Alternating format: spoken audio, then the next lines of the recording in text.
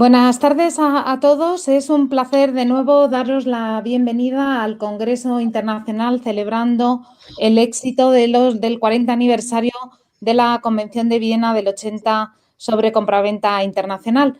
Continuamos con un panel la verdad, de máxima actualidad, teniendo en cuenta los MUTs que se están celebrando este año.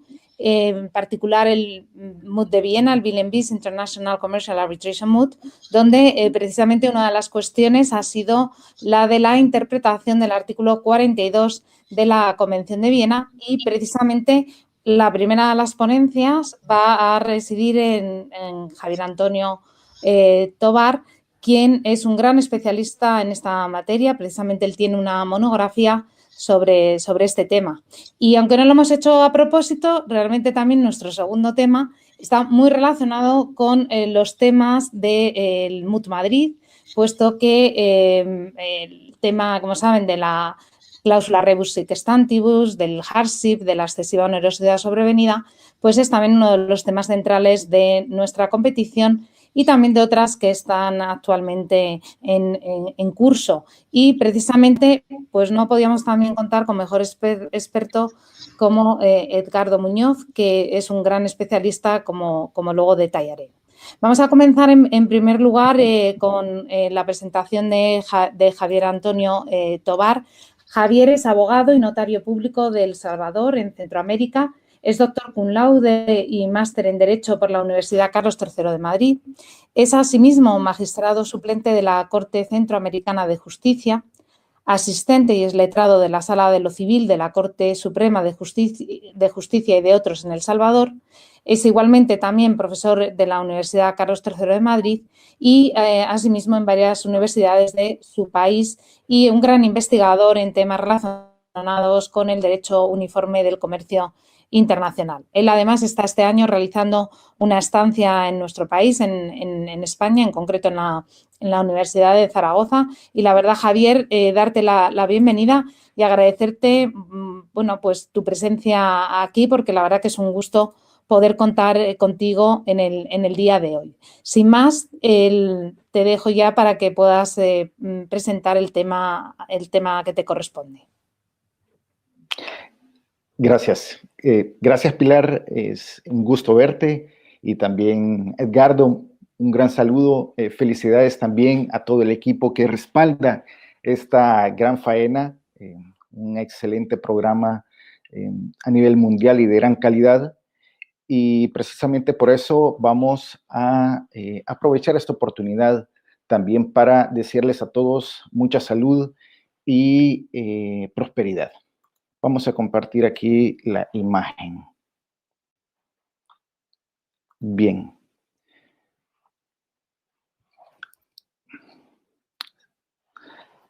El tema que tenemos la oportunidad de compartir en este momento sobre el Congreso Internacional celebrando los 40 años de la CIG es la relación entre la compraventa internacional de mercaderías y su relación con la propiedad intelectual e industrial. Javier, Sí. disculpa, ¿me estás presentando Sí. una presentación? Es que no se ve, Sí. o por lo menos yo no la veo, no sé los demás si la están viendo. No. No se mira, ¿no? No. Perdón. ¿Puedes probar, por Perdón. favor, a compartir pantalla? Sí. Disculpe el público, son cosas del directo. Sí, perdón.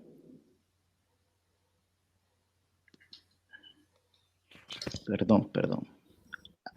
Hoy sí. Hoy sí, ¿verdad? Ya se nota. Pues, ¿Se mira? ¿Se mira? No. No. Permítame. Disculpen. Según esto, ya se está compartiendo. Permítame.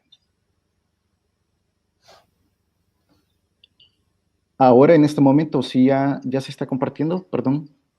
¿Ya se mira? No. Perdón. Bien. Permítanme. Vamos a ver.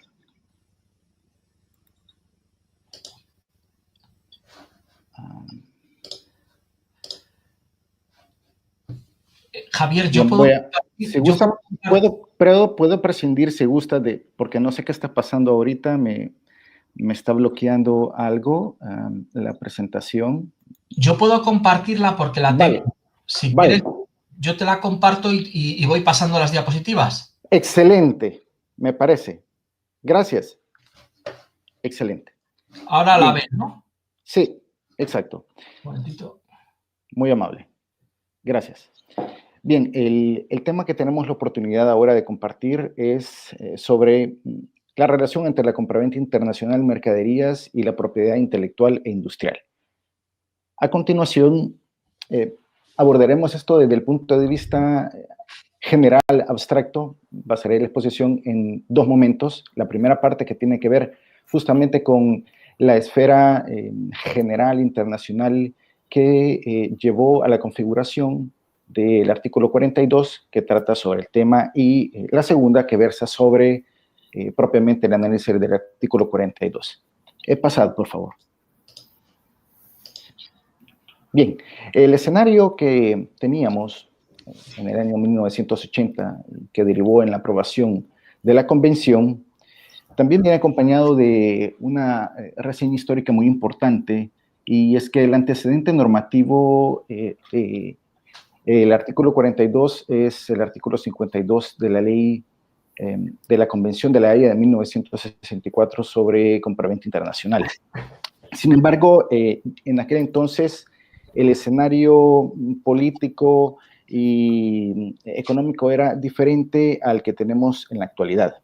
Pasa la presentación, por favor.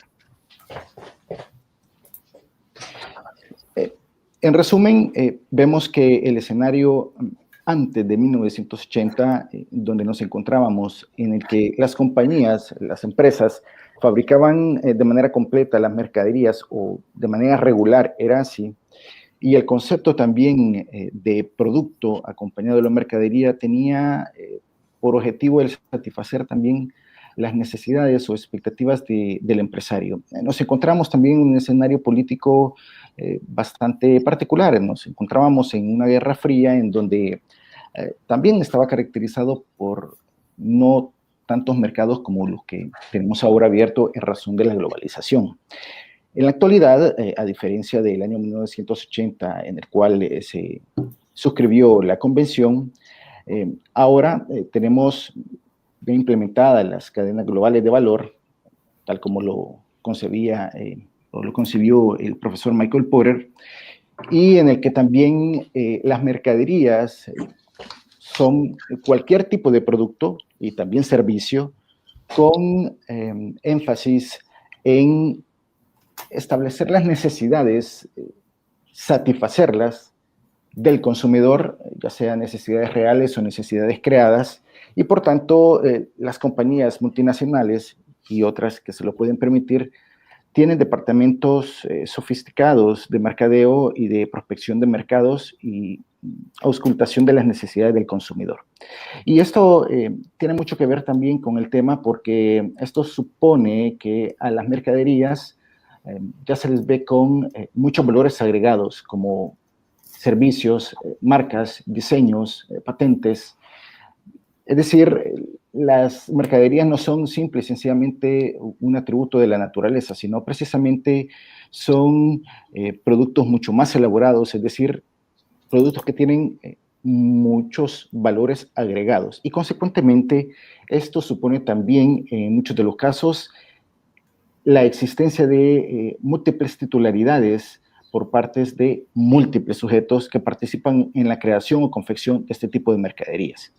Asimismo, vale resaltar que, como se sabe, en 1989, con la caída del muro de Berlín y con la implementación de los acuerdos de libre comercio y también con los acuerdos de Marrakech de 1994 y la configuración de mayores instrumentos de armonización en materia de propiedad industrial, específicamente aquí me refiero a los ADPIC, y el auge de la informática, los medios de transporte y la comunicación, se agilizó también el comercio internacional y consecuentemente el empleo de todo tipo de prerrogativas, en este caso entiéndase marcas, propiedad intelectual, diseños que recaen sobre las mercaderías.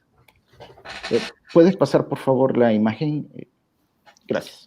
Entonces, vemos de que, por mencionar un ejemplo, ya Estados Unidos tenía bastante clara la dinámica a nivel general de cómo llevar a cabo la implementación de este tipo de derechos a nivel global y que por países que no estaban en la misma órbita también se alinearan o pudieran garantizar en una medida más generalizada, armonizada o, en el mejor de los casos, estandarizada la protección de estos derechos a través de acuerdos multilaterales o de acuerdos bilaterales con ciertos países. Y muestra de esto es que, y esto justamente luego de los acuerdos de la OMPI y de las suscripciones de tratados de libre comercio entre, por ejemplo, Estados Unidos, Canadá, México, o mismo modelo que, por ejemplo, en el caso del TLCAN, fue exportada a otro tipo de escenarios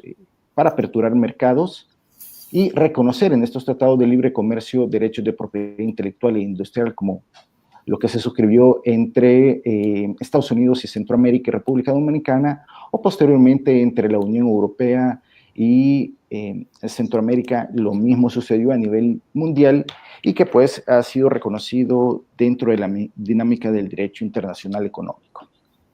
Siempre, por supuesto, buscando proteger los derechos de propiedad intelectual e industrial dentro de un marco, un abanico. ¿Estamos bien? Excelente.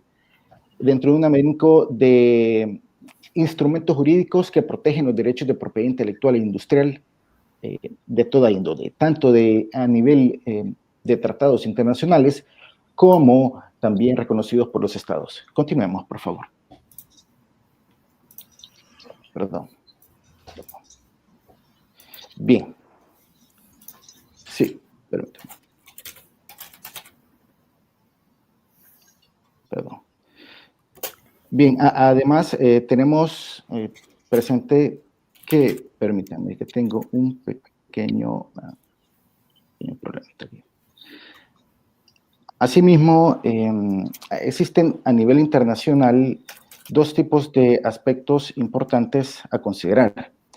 Y es que tanto algunos consideran que todo puede ser vendido y otros consideran que no todo puede ser vendido, sino sobre todo aquellos aspectos que están vinculados con el quehacer espiritual deben de tratarse con una especial consideración, de tal suerte que al no poderse vender todo, y sobre todo cuando se considera que la personalidad del autor se encuentra involucrada en las creaciones del arte, conlleva a, por parte de algunos, sobre todo asociaciones de artistas, pintores, a que sus creaciones no son precisamente una mercadería y se oponen a que precisamente no pueda ser vendido todo y a defender de manera vehemente sus derechos, lo que en el marco de la compraventa internacional pudiera generarse o derivarse en un incumplimiento del artículo 42, el cual constituye una obligación principal del vendedor de entregar las mercaderías respetando los derechos de propiedad intelectual de cualquier tipo de creador y entregárselo de esa manera al comprador. Continuemos, por favor.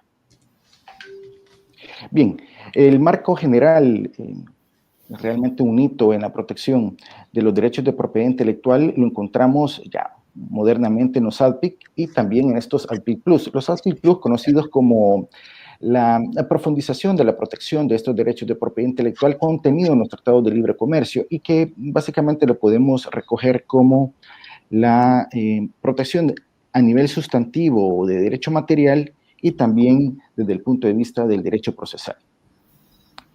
Es más, algunos consideran con sentido que justamente este tipo de instrumentos constituye la universalización del derecho procesal internacional en materia de propiedad intelectual, de tal suerte que los derechos de propiedad intelectual pueden ser protegidos mediante mecanismos procesales que deriven en demandas, quejas o reivindicaciones por parte de todo aquel que se considere que tiene derechos sobre ellos y que recaigan sobre las mercaderías y que consecuentemente pudieran derivar en un obstáculo en las pretensiones o finalidades del comprador al momento de vender.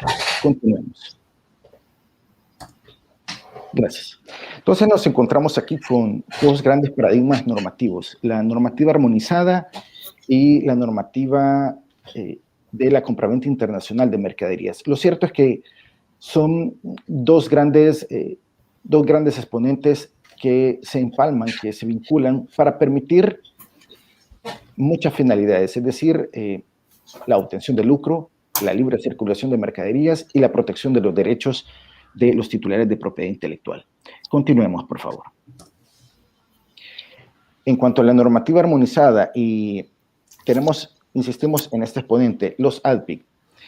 Los ADPIC, como instrumento de armonización, que consecuentemente tiene que derivarse en la consecuente transposición en la normativa nacional, aunque también se considera que pueden ser aplicados de manera directa, al unirse o vincularse con la Convención de las Naciones Unidas y específicamente con el artículo 42, que más adelante veremos, en la medida en que sea profundizada su aplicación y su conocimiento, nos llevarían a un escenario de una configuración de una autopista libre, por las cuales las mercaderías protegidas con estos derechos pudieran circular o pudiera permitirse la circulación de manera más libre. Continuemos. En otras palabras, tanto los ADPIC como la Convención constituyen una universalización de parámetros normativos, una estandarización tanto de reglas y principios a considerar en todo contrato en donde las mercaderías se encuentren protegidas con estos derechos. Continuemos, por favor. Ahora, en la segunda parte, veremos que la Convención, además de regular en su primera parte la formación del contrato, en la segunda se deriva atiende a la regulación de los derechos y obligaciones de comprador y vendedor. Es cierto que la compraventa internacional justamente se refiere o atiende a estos dos derechos. Lo cierto es que, y por fortuna, no pasa desapercibida la existencia de las vinculaciones del contrato de compraventa con otro tipo de contratos o con otro tipo de derechos o de intereses. Como vamos a ver a continuación, uno de estos es el artículo 41 y el artículo 42. Continuemos. El artículo 41, que básicamente lo que señala es la obligación del vendedor de entregar las mercaderías libres de cualquier derecho o pretensión de un tercero, a menos que el comprador convenga en aceptarles sujetas a tales derechos o pretensiones. Esta disposición es la única que, en cuanto a la existencia de derechos o pretensiones que recaigan sobre las mercaderías, permite al comprador en que convenga con aceptar tales derechos o pretensiones. Y en la segunda parte de la disposición lo que establece es una remisión al artículo 42, al cual ahorita vamos a dar lectura. El artículo 42 es un artículo que, desde el punto de vista de la estructura jurídica normativa, es compleja, es decir, contiene un supuesto jurídico complejo en donde en su primera parte se establece una consecuencia jurídica. Esta consiste en el establecimiento de la obligación por parte del vendedor. Y las condiciones que derivan en la configuración de esta obligación se encuentran con posterioridad. Entonces, primeramente encontramos la obligación y después las condiciones de esta obligación.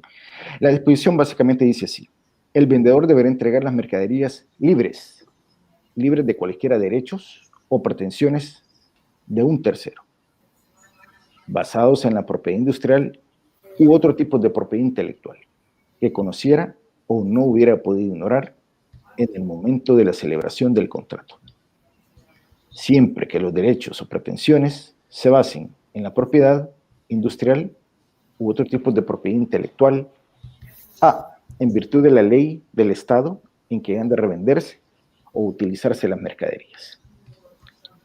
Si las partes hubiesen previsto en el momento de la celebración del contrato que las mercaderías se revenderían o utilizarían en ese Estado. o, en cualquier otro caso, en virtud de la ley del Estado en que el comprador tenga su establecimiento. El artículo 42, en esta primera parte, establece, como hemos mencionado, la conclusión, o digamos, la consecuencia normativa, que es la obligación del vendedor. Pero no es una simple obligación de entregar mercaderías, sino entregarlas libres de derechos y pretensiones de un tercero basados en la propiedad industrial o otros tipos de propiedad intelectual a el comprador. En la segunda parte del artículo 42, pasar por favor excelente. En la segunda parte del artículo 42 limita o se limita la obligación del vendedor. Y las dos condiciones, los dos supuestos, más bien, que limitan la obligación del vendedor, básicamente son cuando el comprador conociera o no hubiera podido ignorar la existencia de tales derechos o pretensiones. Estamos hablando de la existencia de los derechos de propiedad industrial u otro tipo de propiedad intelectual. Y también cuando el derecho a la pretensión de propiedad intelectual u otro tipo de propiedad intelectual se deba a que el vendedor haya configurado, confeccionado o fabricado las mercaderías siguiendo instrucciones del comprador. Es decir, fórmulas, diseños o dibujos técnicos o cualquier otra disposición que sea análoga proporcionada por el comprador. Continuemos, por favor. Bien, en ese sentido remarcamos que el artículo 42 lo que persigue es, entre otras cosas, limitar razonablemente la obligación del vendedor. Razonablemente en cuanto a los siguientes elementos: el ámbito territorial de la obligación del vendedor y la consecuente o recíproca protección de los derechos del comprador. Asimismo, establece otros conceptos como el derecho, las pretensiones del tercero, la propiedad industrial u otro tipo de propiedad intelectual. ¿Quién es el tercero? Establece también, de manera, se deja de manera supuesta la existencia de una relación triangular entre comprador, vendedor y el titular de los derechos en mención. Las finalidades que se persiguen también, que son venta o uso de las mercaderías en un determinado lugar. Y, consecuentemente, se establecen límites, digo, razonables, vamos a ver qué es eso en este contexto, de la obligación del vendedor. Continuemos, por favor. Veremos cada uno de estos elementos. Uno de los aspectos fundamentales a considerar es que, como se sabe, la compraventa internacional representa una de las necesidades mundiales que no reconoce fronteras. El comercio transnacional es transfronterizo. No reconoce esas fronteras, no reconoce esos territorios que sí constituyen una característica propia de la propiedad intelectual. Los estados, entonces, inciden en el ejercicio y el reconocimiento y ejercicio de estos derechos a este nivel, territorial o regional. Pero entonces nos encontramos con una necesidad territorial, una protección territorial y un deseo de ir más allá de las fronteras. Continuemos. Frente a esa necesidad de vender más allá de las fronteras, exportar, importar, ¿qué hacer cuando esas mercaderías con las cuales se puede importar, exportar, vender o comprar se encuentran sujetos o vinculados a derechos que no son de la misma envergadura, que no son de la misma dimensión o alcance, sino que son territoriales? Nos encontramos entonces con una especie de, o pudieran presentarse una especie de barrera por parte de esos derechos, territoriales de propiedad intelectual, que pudieran incidir en la libertad que necesita el comprador para poder venderlos. Continuemos, por favor. Disculpar un momento, es que me parece que Gerardo Millares tiene el micrófono abierto. A ver si lo puede cerrar, por favor. Disculpa, Javier Antonio. Sí, no te preocupes que no pasa nada. Bien, entonces, bajo esa óptica, lo que se persigue en cabeza es decir, en la posición del comprador, es justamente garantizarle, entre comillas, garantizarle el derecho que tiene para poder cumplir esas dos finalidades: reventa de las mercaderías o uso de las mismas. En cuanto a los términos de derecho y pretensiones del tercero, estos pueden ser de diversos tipos, de diversa naturaleza. Puede estar relacionados con los derechos humanos, derecho procesal, derecho civil, administrativo, derecho internacional económico, y pueden representar también múltiples intereses en diferentes tipos de sujetos. Lo que supone que para poder garantizar el ejercicio de este derecho al comprador, hay que examinar la naturaleza de la mercadería y las necesidades que se presentan para ella. Continuemos. Estos derechos pueden ser, como se conocen normalmente, derechos subjetivos, es decir, una oposición que se puede ejercer por parte del titular para que otro no lo ejerza, y que se ejerza de manera exclusiva para evitar que otro se lucre con las mercaderías. Y también las pretensiones pueden ser de diversa naturaleza, pueden ser verbales, escritas, pueden ser demandas, pueden ser medidas cautelares recogidas en los propios cuerpos normativos de derecho procesal de cada uno de los países. Medidas en frontera, embargos, incautaciones, órdenes judiciales por las cuales se ordene el cese de la comercialización de una determinada mercadería. Pueden existir publicaciones periódicas también, en cualquier tipo de rotativo o en internet, por las cuales alguien reivindica un derecho y que pudiera lesionar la fama de un comprador que desea emprender o revender o utilizar estas mercaderías. Continuemos. Entonces, en ese sentido, vemos que tanto los derechos o pretensiones son aspectos dentro de los que son conceptos, vocablos, que pueden englobar cualquier tipo de queja o cualquier tipo de reclamación. Asimismo, tratándose del comprador, cuando trate de reivindicar los derechos, deberá reconocer estos conceptos. Continuemos.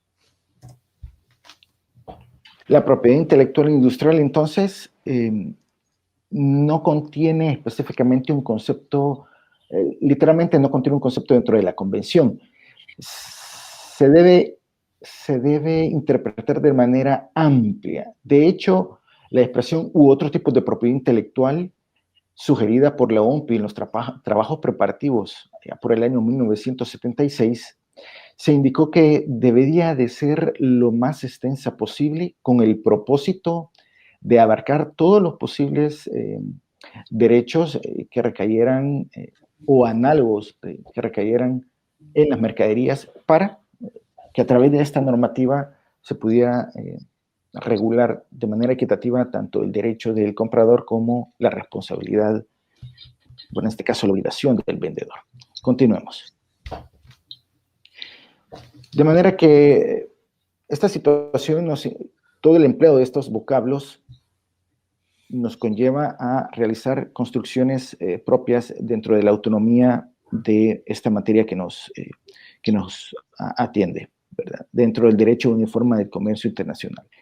Y por eso, frente a nuevas realidades comerciales como la inclusión de los derechos de la personalidad en las mercaderías, nos preguntamos, ¿qué pasa con todos aquellos aspectos que no son regulados o que quedaron por fuera o que no son expresamente contenidos en la disposición, pero que se encuentran en las realidades del comercio?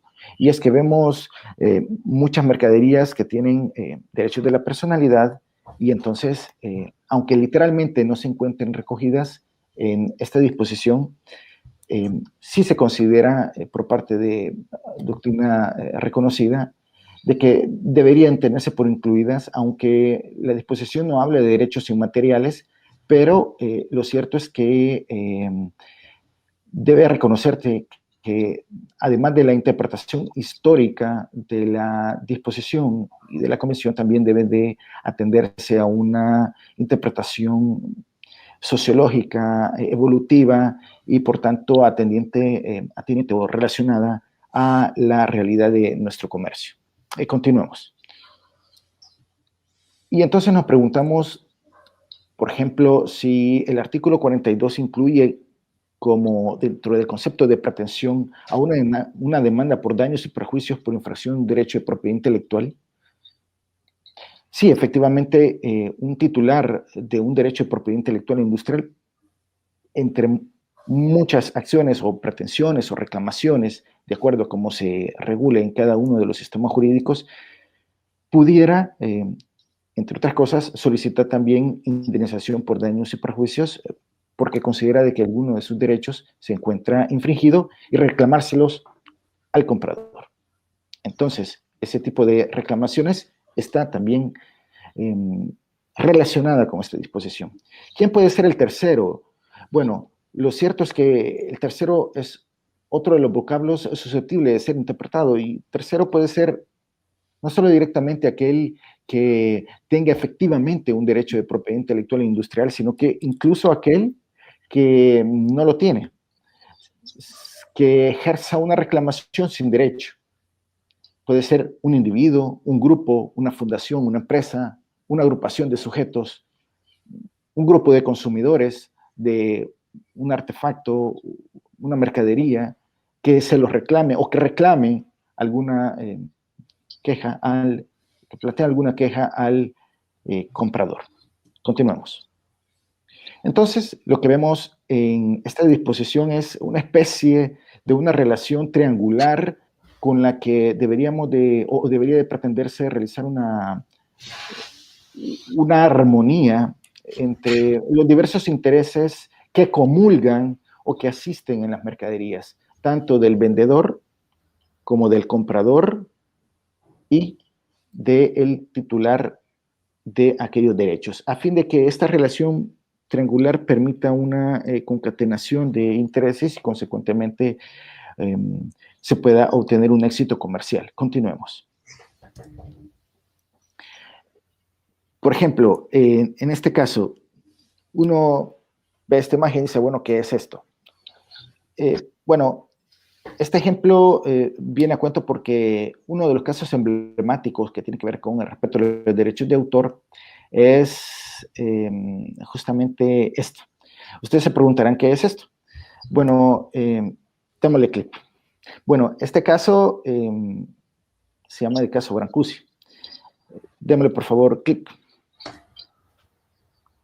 Se llama Pájaro en el espacio, exactamente. Pero seguramente ustedes, cuando lo vieron, en ningún momento pensaron de que podía ser un pájaro en el espacio.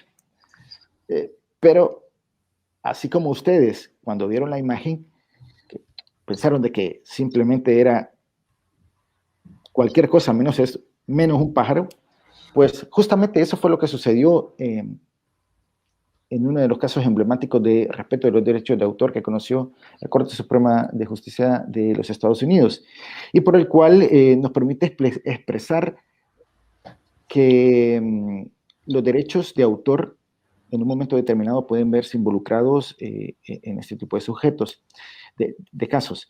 ¿Qué pasó? El pájaro del espacio fue una creación del famoso escultor Brancusi, que en el siglo pasado permitió que sus obras, en este caso el pájaro del espacio, fuese exhibida en las galerías en Estados Unidos, pero al pasar por aduanas, las aduanas de Estados Unidos, pues al igual que muchos de ustedes, insisto en que no pensaron que este era un pájaro en el espacio, vieron de que era cualquier otra cosa, pues el agente aduanal pensó que era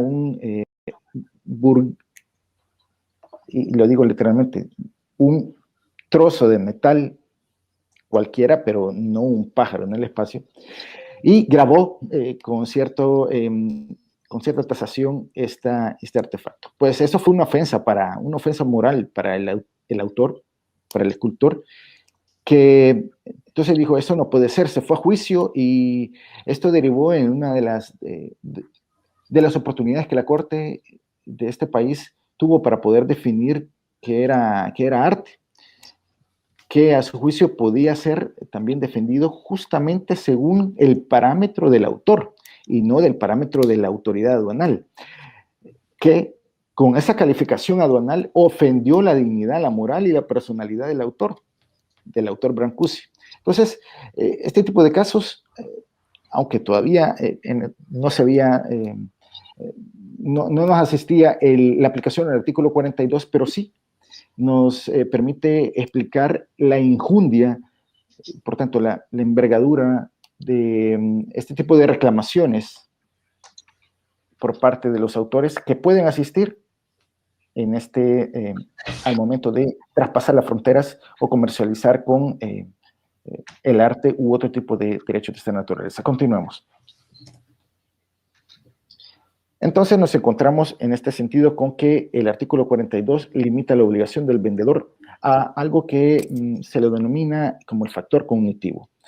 Y es que una de las condiciones para poder limitar y configurar la obligación del vendedor es que el vendedor conozca o conociera o no hubiera podido ignorar la existencia de estos derechos o pretensiones, insisto, de propiedad intelectual e industrial. ¿Y en qué momento? En el momento de la celebración del contrato. Y siempre cuando las partes hubiesen también pactado que se revenderían o utilizarían en un estado determinado y que estos derechos de propiedad intelectual se encuentren protegidos en la ley de ese lugar donde se revenderá o utilizará las mercaderías. En su defecto, si esto no ocurriese, se aplicará la ley del estado del establecimiento del comprador. Eso es lo que determina de manera preliminar la obligación del mismo, pero, insistimos, en la segunda parte del artículo lo que se configuró fue una exclusión o una eliminación de la responsabilidad del vendedor por la existencia de estos derechos y que conlleva a que pues, tenga que correr con el riesgo el comprador.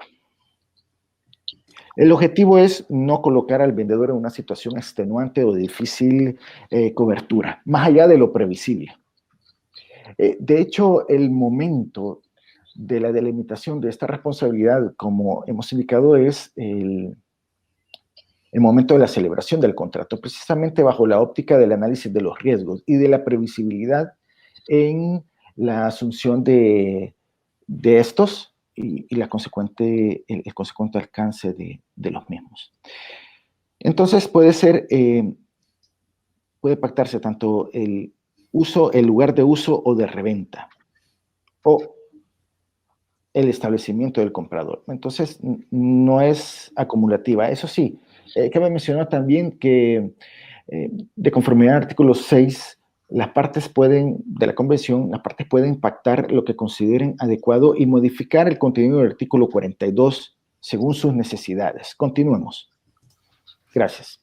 Nos preguntamos otras cosas también, y es que precisamente en razón de los ALPIC y de los ALPIC Plus, es decir, de la normativa sobre aportación sobre propiedad intelectual e industrial contenidas en los tratados de libre comercio, es común que en la práctica se apliquen medidas de protección de los derechos de propiedad intelectual en tránsito.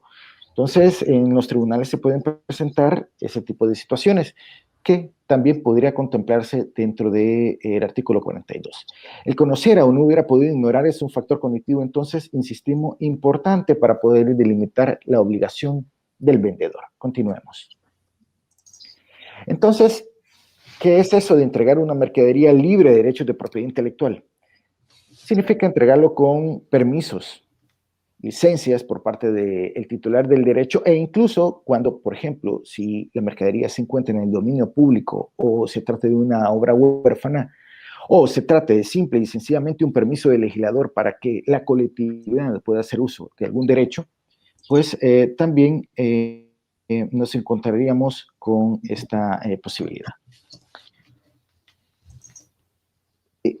Aquí, en este punto también, en cuanto al establecimiento, justamente nos referimos a que sea un establecimiento permanente donde se ejerce la dirección o donde se comercializa habitualmente. Ese es el establecimiento del comprador y cuya ley que protege los derechos de propiedad intelectual en este lugar configuraría la obligación también del vendedor. Continuemos. En definitiva, las partes pueden modificar los efectos de esta disposición. En base al artículo 46, la autonomía de la voluntad permite esto. De la perspectiva del artículo 42, desde la óptica del titular de los derechos de propiedad intelectual, es que lo cierto es que aun y cuando el artículo 42 no se refiera específicamente a los derechos del titular de estos derechos, pero un titular pudiera eventualmente también hacer valerlos en relación a esta situación, en relación a la ley del uso o reventa. Continuemos. Puede ser también el vendedor titular de los derechos de propiedad intelectual, aun y cuando ya dijimos que la disposición hace alusión a una relación triangular, lo cierto es que también cabe esta posibilidad de proteger al comprador en esta circunstancia. Haciendo un balance entonces entre una comparación entre los ADPIC y la convención, nos encontramos que efectivamente los ADPIC pueden ser de aplicación directa. Bueno, esto también dependerá de los tribunales de cada país, pero sí existe también esta posibilidad. Y también, y por supuesto, el artículo 42 es de aplicación directa. Y el artículo 42 también, al igual que la normativa nacional que regule, o internacional que regula la propiedad intelectual, determinará esos derechos y obligaciones y por tanto incidirá en el contenido y en los remedios y en las acciones que pudiera ejercer un comprador en contra de el vendedor en caso de incumplimiento de esta obligación. Continuemos. Implicaciones del artículo 42. Continuemos, por favor. Bueno, una de las implicaciones económicas es la libre circulación de mercaderías. Como dijimos, establecer autopistas a través de la eliminación de barreras normativas, tanto mediante las normativas protectoras de propiedad intelectual como a través del empleo de la compraventa internacional de la mercadería. Lo cierto es que también, como suele suceder, estas creaciones del arte forman parte de el régimen jurídico de los estados en cuanto a la protección de la cultura, o también a nivel internacional, de tal suerte que incluso también los estados pueden verse involucrados en estos escenarios jurídicos. Continuemos. Entonces nos encontramos que en cuanto a la obligación del vendedor de entregar las mercaderías libres de derechos o pretensiones de terceros fundados en la propiedad intelectual e industrial, conllevará a la configuración de lo que se llama una conformidad jurídica. Es decir, la obligación del vendedor de entregar las mercaderías con un título limpio o sin obstáculos jurídicos que tengan relación con esos derechos. Y existiendo una especie de una regularidad jurídica o una conversión de intereses del vendedor, el comprador y el tercero. Continuemos. O sea, si todo el mundo está de acuerdo, si todos se lucran, titulares, terceros de los derechos de propiedad intelectual, comprador y vendedor, no habrá ningún problema. Un efecto entonces del artículo 42 es que guardará correspondencia con la obligación de respetar por parte de todos los derechos de propiedad intelectual e industrial. Continuemos. Una de las disposiciones que son similares al artículo 42 lo encontramos en el artículo 4, el 2.306 del marco común de referencia.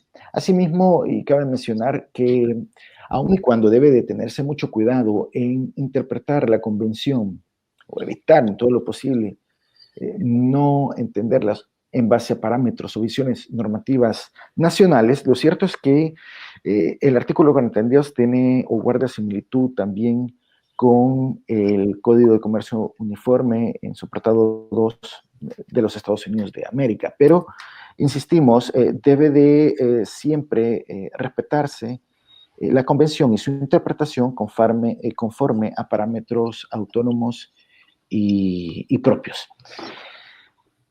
Bien, asimismo vemos, ahora más que nunca, sí, está bien, continuamos. Vale. Asimismo, el riesgo ahora más que nunca y en algunos países más que en otros, el riesgo por infracciones de derechos de propiedad intelectual es una realidad de cada día. Los patent trolls, los trademarks, los, digamos, ocupas o los invasores que abusivamente ejercen derechos que no les corresponden o asumen papeles o roles que no deberían realizarlos, pues constituyen un riesgo para poder comercializar con mercaderías. Entonces, dada esta realidad, debe considerarse muy especialmente el artículo 42 al momento de poder configurar un contrato que tenga estas naturalezas. Continuemos. Básicamente haciendo un balance entre el artículo 41 y el artículo 42 que tienen una relación en cuanto a de que el vendedor tiene que entregar un título limpio, es decir, nadie quiere comprar problemas jurídicos, nadie quiere comprar litigios, sino que lo que desea es comercializar las mercaderías, venderlas, utilizarlas y de esa manera obtener lucro. Continuemos. Casos de falta de conformidad jurídica, es decir, de vulneraciones o posibles vulneraciones a la propiedad intelectual. Es parte del escenario que nos asiste en cuanto al artículo 42 y su interpretación se refiere. Continuemos. Bueno, uno de los casos emblemáticos, leading case, es la sentencia que dictó la Corte Suprema Federal de Austria, que en realidad fue vista muy intensamente en primera instancia, en segunda instancia y en casación, y que conllevó a la determinación de la obligación del vendedor de entregar las mercaderías libre de estos derechos. Incluso la Corte Suprema consideró también que debía considerarse de que esta obligación debe limitarse territorialmente para evitar una carga excesiva a cargo del vendedor de entregarle las mercaderías. Asimismo, el comprador tiene la carga de probar, ¿no? Debe de probar las circunstancias que atiendan a su reclamo. Continuemos. Como ya lo mencioné, este es uno de los casos en los que pues, se determinó la obligación del vendedor, pero no ha resultado siempre así. Ya veremos en los siguientes casos. Los siguientes casos, por ejemplo, en este nos encontramos en donde aquí se infringieron diseños y en el siguiente, mencionémoslo, pasamos. Continuemos. En este caso, ambas partes resultaron también involucradas en las infracciones, es decir, tanto vendedor y comprador pueden verse involucrados en el cometimiento de o en la acusación de infracciones de derechos de propiedad intelectual que conlleven a problemas jurídicos, que es justamente lo que no se desea. Este caso, justamente el caso de la Corte Suprema de Justicia de Israel, el caso Levi's, en donde justamente se incautaron por las autoridades administrativas en tránsito las mercaderías, porque pues, era evidente de que los zapatillas se estaban infringiendo una marca bastante importante, una marca renombrada, diría yo, y que no contaba con la licencia ni el respeto de los derechos del titular. De tal suerte que en este caso la Corte Suprema de Israel se enfrentó al problema de tener que resolver el caso sin tener una disposición que específicamente recogiera la solución. Y es que estaba resolviendo sobre la base de la Convención de la Haya de 1964, pero aplicó analógicamente el artículo 42 porque consideró su valía, ya que este sí recogía la solución jurídica a este problema. En definitiva, ante estas circunstancias, consideró que, dada la envergadura del tipo de marca, pues no podía dejarse de considerar de que efectivamente se reconocía de que no se estaban respetando los derechos del titular y que no podía haberse entregado de manera correcta las mercaderías cumpliendo con el artículo 42. Continuemos. En relación a la mayoría de jurisprudencia que excluye la responsabilidad del vendedor, nos encontramos con lo siguiente. Sigamos. Por ejemplo, en el caso del Tribunal de Gran Instancia de Versalles, nos vemos con situaciones en las que los mismos compradores, que son expertos, eran expertos en este sector comercial, habían sido asesorados por diseñadores, no podían ignorar la existencia de esos derechos de un tercero de propiedad intelectual, de tal suerte que consideró el tribunal que pues no les asistía el derecho. Continuamos. Lo mismo pasó también en este caso en cuanto a la infracción de unos derechos, unos textiles, y también en el siguiente que voy a mencionar a continuación, pasad por favor la presentación, en donde el tribunal en igual sentido consideró que no podía considerarse de que el comprador ignorase la existencia de la infracción de estos derechos y consecuentemente no le asistió el derecho. Continuemos. Lo mismo se consideró en este mismo caso por parte del tribunal de que el comprador no podía haber ignorado en su calidad de profesional sobre la existencia y la naturaleza impura de las cintas que eran falsificadas y consecuentemente pues no reconoció su derecho. Continuemos. Bueno, incluso tribunales de Centroamérica, en este caso la Sala de lo Civil de la Corte Suprema de Justicia, aplicó el artículo 42 por analogía. Es decir, no lo aplicó de manera directa al mismo que otros tribunales. También es importante resaltar que dentro del plano económico, el artículo 3 y el artículo 41 tienen mucha relación en cuanto a que recoge el supuesto, el artículo 3, de las compraventas que son de mercaderías que son confeccionadas, que son manufacturadas y que también incluyen servicios. Y esto, por tanto, incluye el conocimiento y el know-how. Asimismo, nos encontramos con que en razón del artículo 42, el concepto de mercadería puede incluir el software, y esto indudablemente que se relaciona con el artículo 3 y con el artículo 42. Continuemos. Y por último, pues tenemos una decisión prejudicial del artículo que se relaciona con el artículo 42 y que tiene que ver con el software. Continuemos.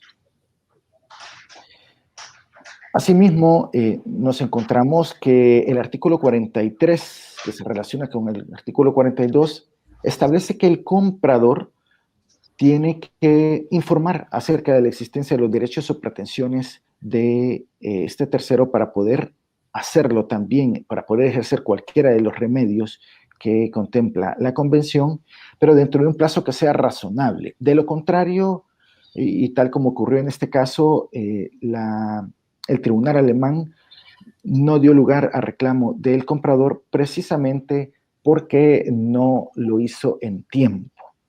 Continuemos. Cabe mencionar también que la opinión consultiva número 4 del Consejo Asesor de la SIG estableció de manera muy atinada la interpretación y la relación entre el artículo 3 que acabo de mencionar y la inclusión del trabajo intelectual dentro de la mercadería, citándose esa jurisdicción. Sí, excelente, gracias. Continuemos. Bien. ¿Se gusta? Sí. Bueno, más allá de mencionar más casos que lo cierto es que los que se reconocen en el sistema cloud, en Unilex, en Pace y en otros sistemas, lo cierto es que puede existir una multiplicidad de casos en los que se puede aplicar directa o indirectamente el artículo 42 cuando se realiza la integración de disposiciones jurídicas relacionadas con la propiedad intelectual y la convención, que entonces el estudiar esta disposición puede también hacerse en relación a diversos tipos de casos sobre la propiedad intelectual y otro tipo de contratos, contratos de distribución, por ejemplo. Una de las disposiciones también emblemáticas que nos ayudan bastante a entender el que un titular de una mercadería, no solo por el hecho de ser titular, de tener el soporte de la cosa, no solo por ese hecho va a tener las facultades para poder explotar todos los derechos que recaen sobre las mercaderías. Es el artículo 56 del texto refundido de la Ley de Propiedad Intelectual, que dice que el adquiriente de la propiedad del soporte a que se ha incorporado la obra no tendrá, por ese solo título, ningún derecho de explotación sobre esta última.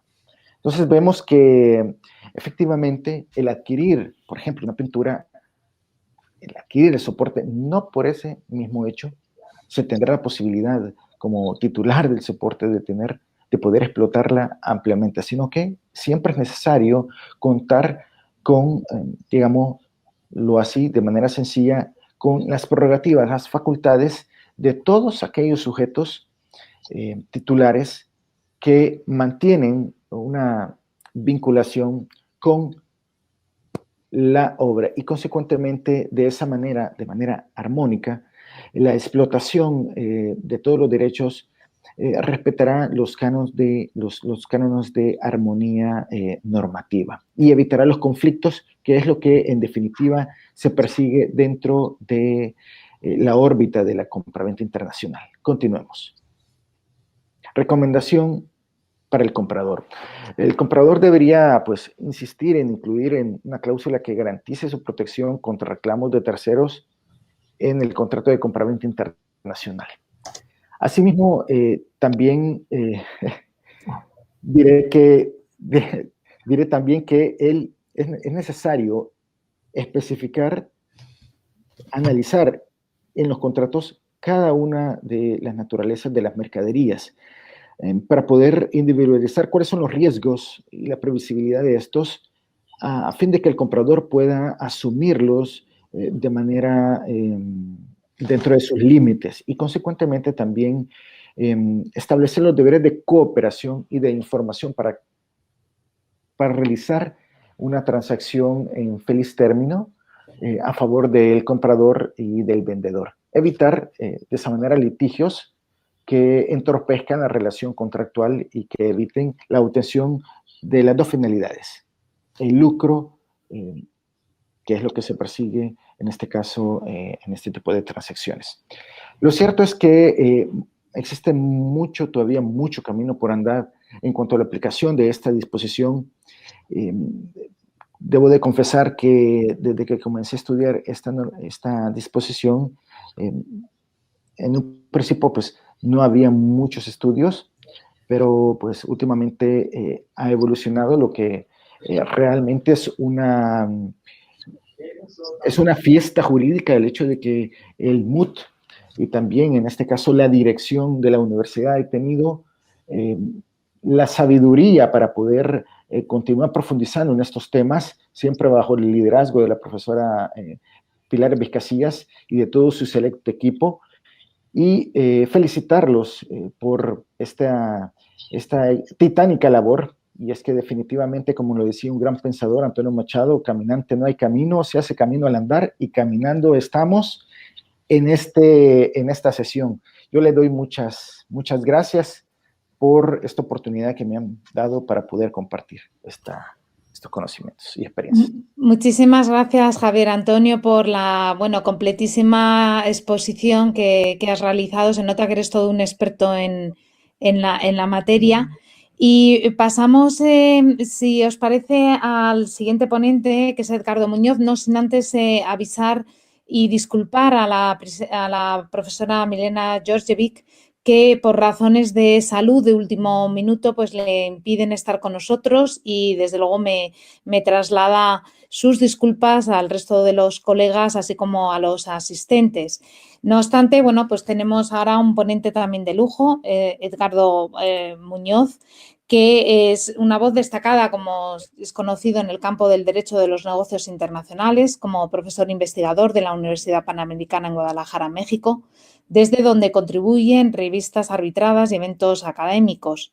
También es el abogado líder en la práctica de arbitraje internacional y derecho contractual del despacho Muñoz, López y Asociados, desde donde actúa como árbitro y también representando a clientes. Él es licenciado en Derecho por la Universidad Iberoamericana en México y posee 2 maestrías en Derecho, una por la Universidad de Liverpool en el Reino Unido y otra por la Universidad de California en Berkeley, Estados Unidos. Además de un doctorado en leyes por la Universidad de Basilea en Suiza, ni más ni menos que con una tesis bajo la dirección de la muy conocida profesora Ingeborg Svenser. Es además muy recientemente miembro del Consejo Consultivo Asesor en materia de compraventa internacional, el CSG Advisory Council, donde precisamente ha sido el relator de la opinión número 20 del Consejo, que es una de las opiniones pues más en boga en estos momentos por el tema, que es además el que va a ilustrar su exposición. Y además actualmente, y para finalizar, es miembro del Tribunal de Apelación de la Federación Internacional de Gimnasia en Lausana, Suiza, por el periodo 2021-2024. Sin más, Edgardo, muchísimas gracias por estar con nosotros. Te cedo ya la palabra. Muchas gracias, Pilar. Es un honor estar aquí en este congreso, conferencia de apertura al MUD Madrid, un ejercicio académico de gran valor, como ya lo señalaba Antonio, mi colega. Y bueno, muchas gracias por la invitación. Estoy viendo que aquí está también Jordi, nuestro siguiente ponente. Trataré de ser puntual y breve. Veamos si, en mi caso, si puedo compartir pantalla. Creo que sí, ¿verdad? Sí. Muy bien. Entonces, como saben, el tema que me ha tocado exponer el día de hoy es uno que aún en la actualidad no está libre de debate. Se trata de situaciones que ocurren póstumas a la celebración del contrato o que existían antes de su celebración, pero que eran ignoradas por las partes y que impiden o dificultan la ejecución por parte de uno de los contratantes. Es el tema de hardship, también conocido en el mundo hispanohablante como excesiva onerosidad superveniente. Y como dijo la profesora Pilar Perales, es un tema que está en boga, no solo en términos de doctrina, sino también en términos de la práctica. Tenemos el COVID, que nos hace ir y venir, que hace que las mercaderías puedan entregarse, no puedan entregarse, se entreguen con retardos. Y al COVID se le han añadido otros sucesos, ¿no? Recientemente, como el caso del barco Ever Given en el canal de Suez. Entonces creo que es un tema de interés y es un tema que precisa un entendimiento conforme a la Convención de las Naciones Unidas sobre los contratos de compraventa internacional de mercaderías, la CSG. Y lo que propongo ahora es hacer un breve recorrido introductorio comparado para ver cómo están los derechos internos al respecto, para después ir brevemente al derecho uniforme y desembocar en las soluciones que la CSG, este gran tratado internacional, digo gran tratado por su éxito y por el alcance, ya que él mismo Como ustedes saben, cubre el derecho a la compraventa en 94 países, el derecho a la compraventa internacional. Entonces, me propongo ahora, por ejemplo, exponerles. Ustedes ven aquí en su pantalla diferentes disposiciones de derecho doméstico, todas ellas de corte o de familia civilista, que estipulan en los códigos civiles o de comercio que cuando las obligaciones se vuelven excesivamente onerosas, puede dar lugar, algunos dicen, a renegociación, como es el caso de Francia, el nuevo código, perdón, es el Código Civil napoleónico, pero con su reforma del 2016, a renegociación. Junto con el Código Civil, varios ahí que están en amarillo otorgan la posibilidad a los tribunales de adaptar el contrato y en otras situaciones también a declararlo por resolución judicial, ¿no? O arbitral. Tenemos otros países también de corte civilista que no usan el término excesiva onerosidad superveniente, sino que hablan de un cambio significativo en las circunstancias, y ahí los tienen en su pantalla. Otros dicen un cambio sustancial, otros un cambio anormal, fundamental desequilibrio en las prestaciones, y son términos importantes porque ellos indican el estándar, el umbral que necesita ser alcanzado para considerar que la obligación o las obligaciones de una de las partes están cubiertas por la cláusula conocida como rebus sic stantibus, ¿no? Que existe pacta sunt servanda siempre y cuando se conserven las condiciones conocidas por las partes al momento de ejecución. Todos estos países son de tradición civilista, a excepción de uno, y es el último mencionado ahí. Cuando la ejecución de las obligaciones se vuelve impracticable, dice la sección 2-615 del Código de Comercio Uniforme de los Estados Unidos, y también la sección 261 del Restatement of Second on Contracts. En esas ocasiones, en este país de tradición del common law anglosajona, también puede, accederse a un remedio, pero si se fijan bien en esta tabla, el remedio al que se accede en la familia del common law por este tipo de circunstancias que llevan a la impracticabilidad de la ejecución del contrato es simplemente la resolución del contrato. No se estipulan los otros remedios que son muy usuales en la tradición civilista, que son la renegociación, que es la adaptación del contrato a, obligaciones más equilibradas, no es la resolución por parte de las Cortes. Esto hay que tenerlo muy en cuenta para ver qué ha adoptado de estas dos tradiciones el comercio, los tratados uniformes, el derecho uniforme. Si vamos, por ejemplo, a la siguiente lámina, aquí ya estamos en el área del derecho uniforme y me he permitido seleccionar 3 instrumentos de soft law. Sabemos que estos instrumentos no son vinculantes para las partes, a menos que sean acordados por ellas como aplicables a su relación contractual, o que un tribunal arbitral las considere pertinentes, aplicables a un litigio arbitral, o que una corte las tome como un marco de referencia. Y aquí tienen los principios UNIDROIT, que son,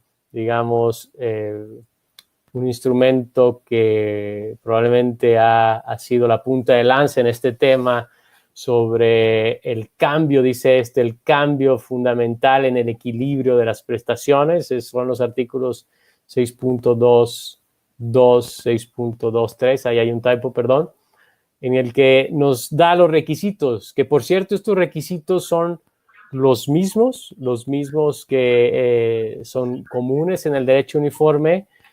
Entiéndase, por ejemplo, que el cambio, el desequilibrio ocurre después del contrato, o que aunque existía previo al contrato lo ignoraban ambas partes, que es un evento, se debe a eventos imprevisibles que están fuera de control del obligado y que no existen en el contrato indicativos y indicios de que asumió tal riesgo.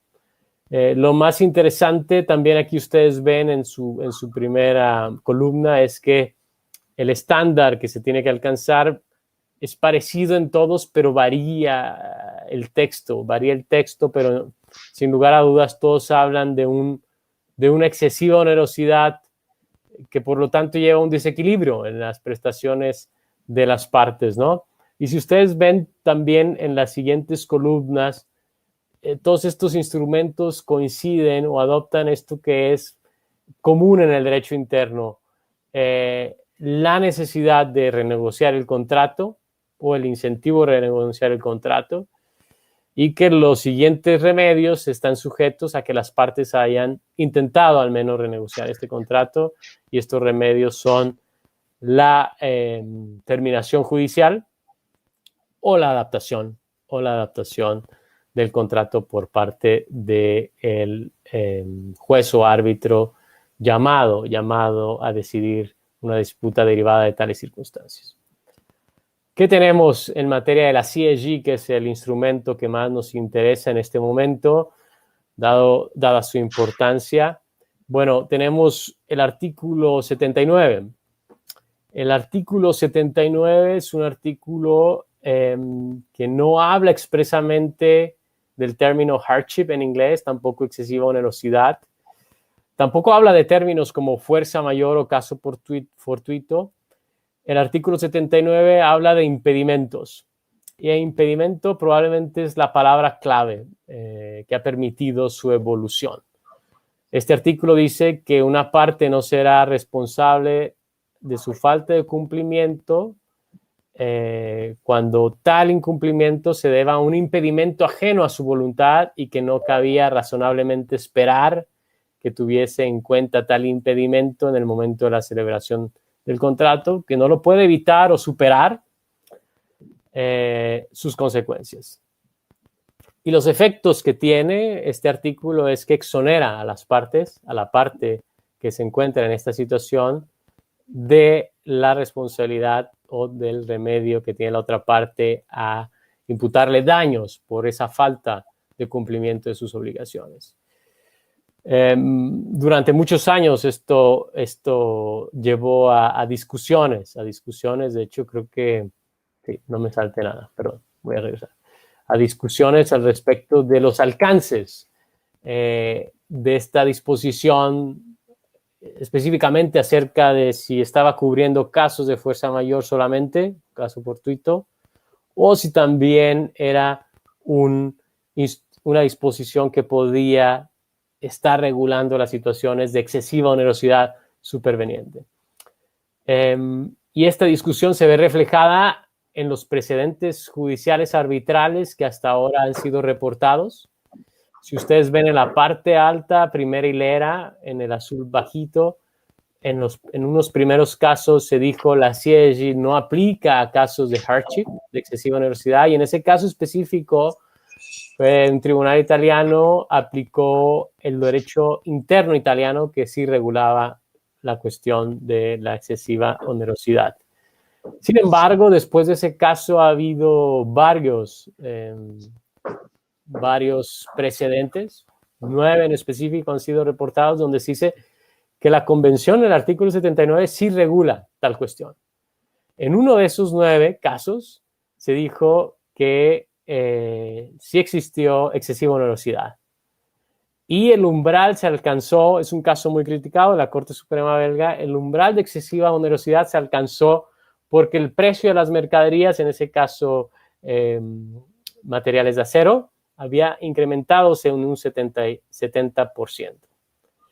Este caso es criticado porque en el resto de los casos que han sido reportados, 8 no se ha alcanzado la excesiva onerosidad tan fácilmente.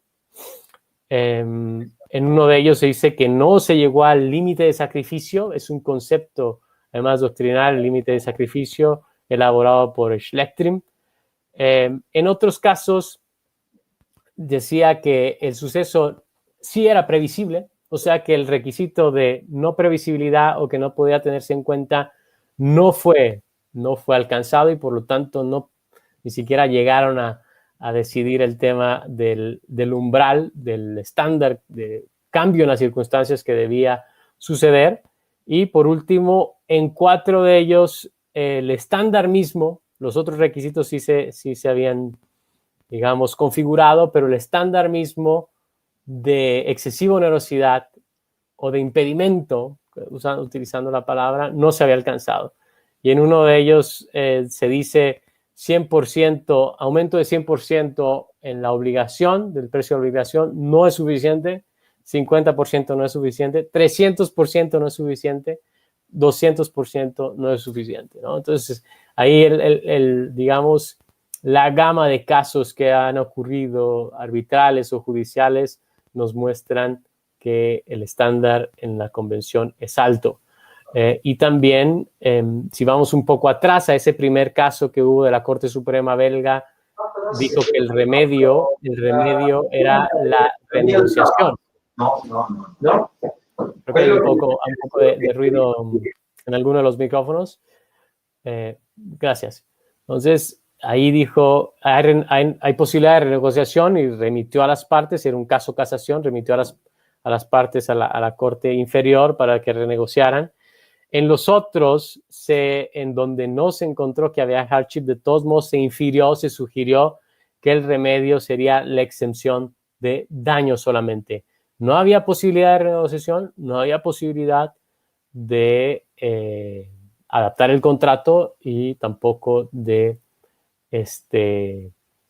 terminarlo. Pero era solamente lo que se sugiere, digamos, que se ve detrás de estas decisiones, porque en ninguna de ellas se encontró que había excesiva onerosidad o hardship. La doctrina acerca de esta cuestión ha evolucionado a través de los años también. Hay 4 autores de los primeros años de la convención, autores clásicos, franceses en su mayoría, que estipularon en los años 80, 90 que este no era un tema regido por la Convención de Viena. Sin embargo, con el paso de los años hemos visto que una gran mayoría de los autores, 14 están reportados. Yo en un estudio que realicé precisamente para la opinión del Consejo Consultivo, que es un tema regido por la Convención y donde ha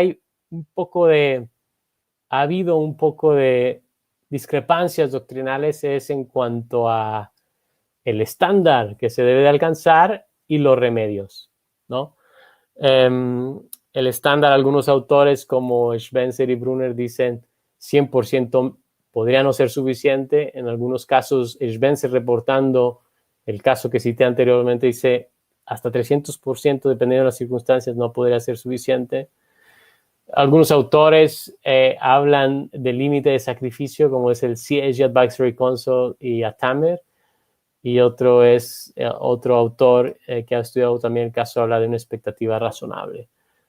En el tema de los remedios, en una primera opinión se sugería del Consejo Consultivo, en la opinión número 7, que voy a hablar ahora, que podría haber una renegociación o readaptación. Eso también es sugerido por Schlechtrim, y a Tamer y Butler también sugerían una posibilidad de que, a pesar de que la convención no habla más que del remedio de exoneración de daños, podría llenarse una posible laguna interna a través de otras disposiciones de derecho uniforme, como el artículo 6, 2, 3, 4, en párrafo 4 de los principios unilaterales. Vamos a ver, y ahora lo que propongo es cómo probablemente están las cosas ahora, después de que se ha emitido la opinión del Consejo Consultivo. El primer antecedente que tiene el Consejo Consultivo de este caso, o más bien de estas circunstancias de hecho que yo les describo, es la opinión número 7, que se emitió precisamente en el 2007, hace ya 14 años, ¿no? Y en esta opinión, que es muy buena en relación a cómo funciona el artículo 79, en 2 párrafos finales se adelantaba ya que hardship era una situación de hecho regida por el artículo 79 y por tanto por la convención. Sin embargo, esa opinión del Consejo Consultivo de la CSG se quedó ahí y a través del tiempo se vio la necesidad de trabajar en otra opinión a la que yo fui invitado como relator, como ponente, y la conclusión de los miembros del Consejo Consultivo está ahora plasmada en esa opinión número 20 del año pasado, que ha salido también muy oportunamente para los temas que se presentan ahora con el COVID. Y bueno, lo que se dice en esa opinión, si se los voy a decir brevemente, es que en efecto la convención a través del artículo 79 regula situaciones de excesiva onerosidad superveniente, porque ella habla de impedimentos, más no de imposibilidad, como algunos autores podrían haber pensado. Y la excesiva onerosidad es un tipo de impedimento siempre y cuando se cumplan los requisitos que estipula el artículo 79. Y los requisitos ahí los tienen. Y lo que tiene que hacer ahora cualquier abogado, cualquier árbitro, cualquier juez, es saber si las situaciones que se presentan hoy en día, por ejemplo, con el COVID, caen en los requisitos contemplados por la regla 4. Es que de esta opinión del Consejo Consultivo es básicamente que no podía preverse, que no pueden superarse y que o no pueden evitarse sus consecuencias, ¿no? Entonces, si hay situaciones de hecho que no pudieron preverse al momento de la celebración del contrato, obviamente, y que no pueden superarse, al menos temporalmente, caerán si esto ocasiona que el estándar de la excesiva onerosidad estipulado, además explicado en esta opinión, se alcanza. Y la regla 7 es quizás la regla más importante de la opinión o más útil, porque en ella se dicen qué situaciones sí se puede alcanzar el estándar o se puede pensar que se alcanzan los requisitos de excesiva onerosidad. Y ahí tienen ustedes un listado. Obviamente, cuando el contrato es especulativo, difícilmente se alcanzará esta situación. Pero ahí hay ejemplos muy claros en la opinión acerca de las circunstancias, de hecho, que sí podrían llegar a dar o a configurar una excesiva onerosidad, un impedimento económico conforme al artículo 79 de la Convención. No me voy a detener en los detalles. Donde ha habido quizás también una gran aportación del Consejo que no estuvo exenta de discusiones, dadas el estado de la doctrina, es acerca de los remedios. El artículo 79 solamente exime a la parte obligada del derecho a pagar daños. Esto quiere decir que queda salvo la resolución del contrato, por la otra parte, la reducción del precio también en determinadas circunstancias, ¿no? Obviamente, cuando la excesiva onerosidad está relacionada con la entrega de partes y las mercaderías ya han sido entregadas al comprador.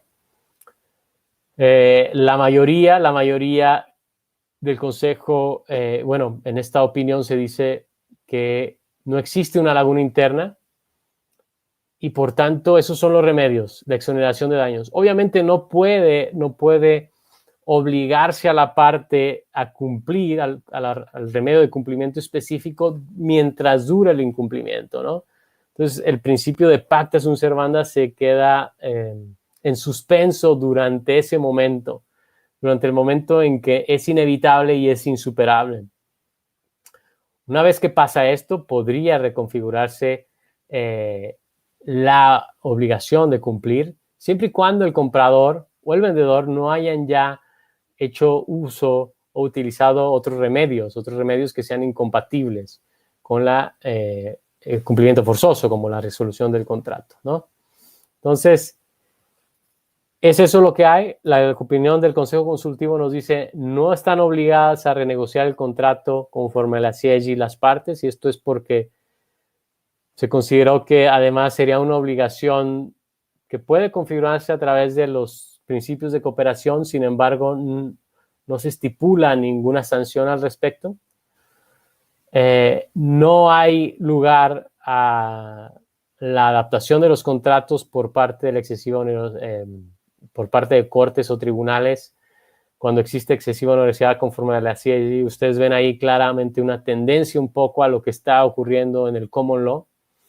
Pero también se tomó en cuenta que en los casos que rige la CIEG, que son compraventas, en su mayoría, aunque estén dentro de contratos de distribución, son de ejecución no prolongada, sino de una vez. No estaba dentro de los principios de la CIEG o de la intención de la CIEG que se renegociara, que se reescribiera el contrato a través de las cortes, sino que eran los daños, exención de daños, perdón, o terminación del contrato. Y tampoco existe la facultad del tribunal o de la corte, de una corte, tribunal judicial o arbitral, de terminar el contrato. Y creo que estas soluciones son acordes. Si vemos, por último, ya la guía jurídica que emitieron en conjunto la UNCITRAL, UNIDROIT y la Conferencia de la Haya respecto a la relación que tiene la CIEG con instrumentos como UNIDROIT, como los principios de la Haya en materia de derecho aplicable. Esta guía nos decía en un primer momento, la CIEG regula los temas de excesiva onerosidad. Sin embargo, en esa primera parte, en esa primera guía decía, y los artículos 6.1 y 6.23 de los principios de unidad podrían colmar las lagunas.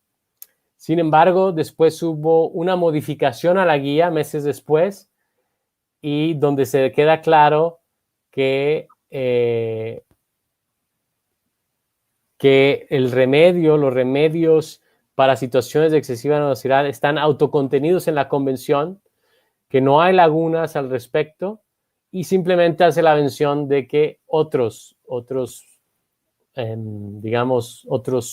soft law instruments, como los principios de unidad, sí tienen disposiciones más detalladas, pero respalda de alguna manera lo que el Consejo Consultivo ha pensado, ha decidido respecto de los remedios en este tipo de situaciones. Y bueno, yo pararé aquí agradeciendo a todos por su atención y también a los organizadores por este espléndido evento.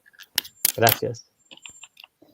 Muchas gracias, Edgardo, también por la brillante presentación que has realizado de un tema que evidentemente dominas, ¿no? Y que, como hemos comentado, pues está de máxima actualidad. Mira, quería precisamente preguntarte, porque has mencionado al inicio el caso de Evergreen, ¿no? El buque ahí varado en el canal de Suez, que bueno, afortunadamente pues ya consiguió liberarse. Y me gustaría saber tu opinión al respecto. ¿Cómo enfocarías tú este tema? ¿O crees que va a dar lugar a mucha litigación? ¿Cómo relacionas aquí compraventa, transporte seguro? Probablemente un poco saber tu opinión al respecto. Gracias. Sí, muchas gracias, Pilar. Bueno, es un caso bastante interesante y donde toca diferentes aspectos de las leyes aplicables, ¿no? Podría identificar rápidamente para responder dos temas. Uno es el tema del vendedor con el comprador. Seguramente muchos de esos contratos tendrían un Incoterm. Aquí tenemos a Jordi que nos hablará al respecto, seguramente, entonces no me voy a meter mucho.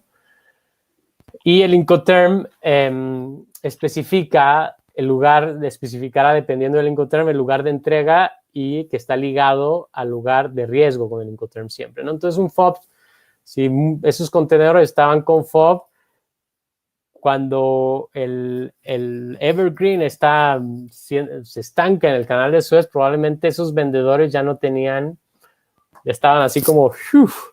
No tenían más que preocuparse porque la entrega había ocurrido. Obviamente en otros tipos de Incoterms que son entregados a destino, la cosa no era así para el vendedor, sino que él corría en riesgo de que la entrega no fuese, no han llegado a tiempo. Y no solo para el Evergreen, sino para todos los que se quedaron ahí estancados o tuvieron que tomar otras rutas. El tema también interesante es que la convención tiene sus propias reglas, ¿no? Que siguen un poco lo que sería el FCA Incoterm. Pero lo que me parece más interesante es que dependiendo de quién haya sido el porteador, quién haya sido el que carga las mercaderías, el que está como el consignatario en las Bill of Lading, ya sea el comprador o el vendedor, son los que tendrían una acción contra el porteador, o sea, contra Evergreen, que es la compañía que fleteaba Evergreen, ¿no?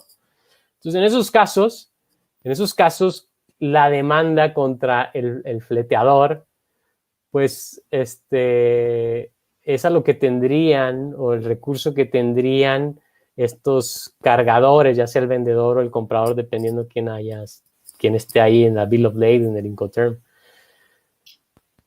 Y lo más interesante aquí es que conforme, y aquí tenemos expertos, ya vi que está, entonces hablo bajo el control también de la experta que está aquí con nosotros, es que las reglas de la Haya, pues al porteador probablemente lo vayan a eximir de responsabilidad, ¿no? Porque una es si se configura el tema de caso fortuito, de que si haya sido realmente el viento lo que haya hecho que el gran buque de 400 metros se haya desviado y estancado, varado.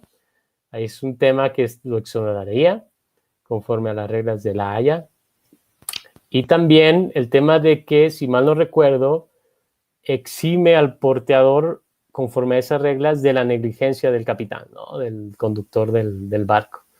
Entonces, algunos estaban explorando el tema de que si el barco era negligencia del capitán o no. De todos modos, conforme las reglas de la Haya, podría ser que sea exonerado el fletero, mientras que, por otro lado, el vendedor o el comprador más bien el vendedor, sería en un Incoterm que estuviera a destino, sería estrictamente responsable conforme a la convención por no haber entregado a tiempo conforme al principio de strict liability que sabemos que tiene la convención ahí. Entonces ese sería mi comentario, espero no haberme alargado mucho. Perfecto, muchas gracias, Edgardo. Creo que precisamente la profesora Arroyo, que antes me ha mandado un WhatsApp porque te quería hacer una pregunta también, así que le voy a ceder la palabra ya que la tenemos aquí con nosotros. La experta de la que hablaba yo, ¿eh? Muchísimas gracias, de veras ha sido un placer contar con ambos y escuchar ambas ponencias, felicitaciones.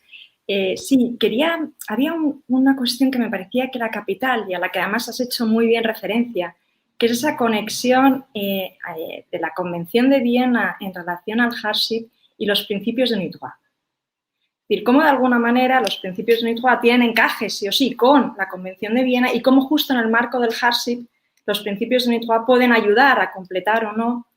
¿Cuál es tu opinión al respecto? ¿Lo ves factible? Pienso que, bueno, yo personalmente pienso que no existe una laguna interna ni externa en la convención. Externa, todo el mundo está de acuerdo, porque eso nos haría llegar al derecho doméstico, ¿no? Interno de los países. Pero algunos lo creen, algunos creen que hay disposiciones dentro de la convención que obligan que incitan a las partes por lo menos a negociar, a cooperar, y que ese remedio de cooperación sí estaría implícito de negociación.